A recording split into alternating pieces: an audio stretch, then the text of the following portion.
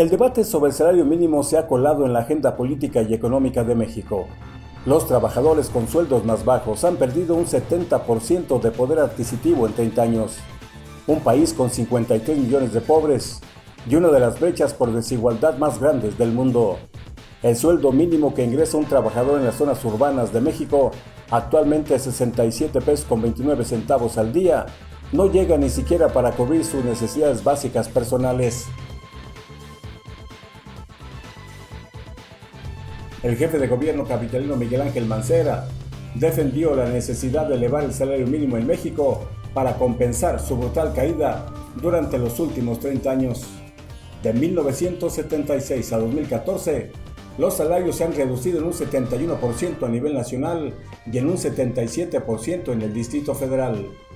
México, la segunda economía de Latinoamérica, ha caído al último puesto en la clasificación de la OCDE sobre los ingresos mínimos que recibe un trabajador, por debajo de países como Estonia, República Checa o Hungría. Hay mucha gente que está en el mercado de trabajo pero no logra el mínimo necesario para sustentar a su familia. Trabaja pero es pobre. El salario mínimo no alcanza para la supervivencia de las personas. El organismo dependiente de la ONU subraya en un reciente estudio que México es el único país de la región donde el valor del salario mínimo es inferior al del umbral de pobreza per cápita. La línea de la frontera con la pobreza está en los 1,225 pesos al mes. Este es el precio que calcula el Consejo Nacional de Evaluación de la Política de Desarrollo Social, la Coneval, para una canasta de alimentos indispensables para satisfacer las necesidades básicas de una persona. Este cálculo deja fuera artículos como, por ejemplo, ropa, calzado, vivienda, muebles, gastos en salud, transporte y educación.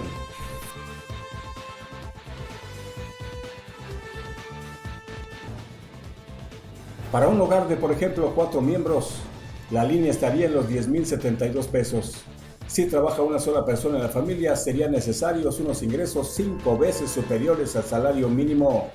El país seguirá con altas tasas de pobreza porque casi la mitad de sus trabajadores cobran menos de 2 salarios mínimos.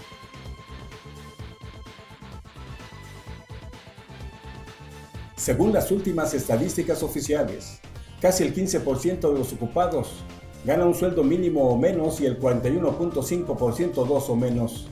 Ese porcentaje, que incluye al sector formal e informal, se traduce en 22 millones de trabajadores para los que su sueldo no es suficiente.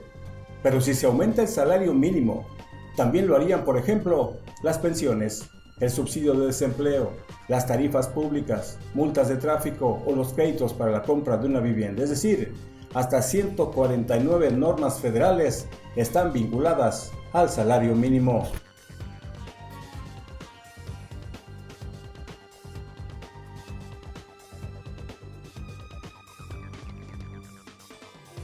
El debate ya está en marcha.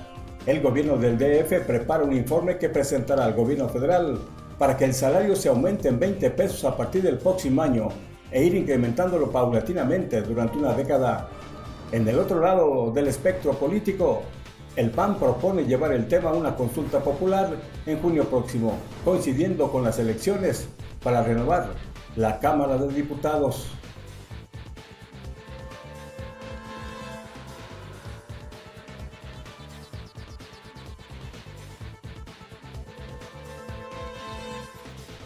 En la lente, Alberto Barrios.